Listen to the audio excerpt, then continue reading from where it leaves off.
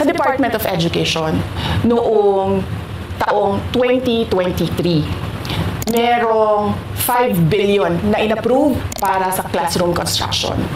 Nagulat ako kasi merong mga lumapit na miyembro ng House na humihingi. Hinihingi nila yung 5 billion.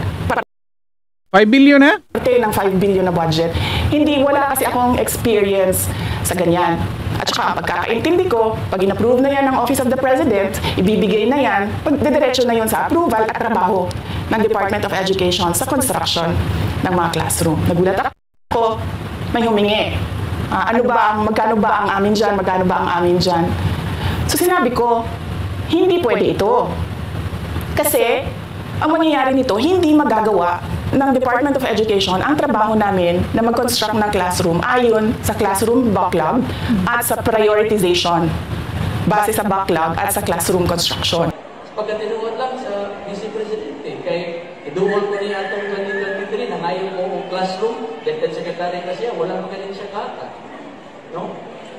Aron nga dili ni marisgo ang tanan, ako yung ihuna pero klaro. Muna ni kuyog ko sa majority.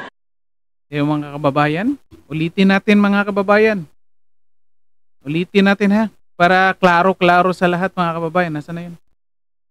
Oh. Classroom, sa pagkatinuod lang sa Vice Presidente. Kay iduhol ko niya itong 2023 na ngayon ko classroom, Deputy Secretary kasi wala magaling siya kata.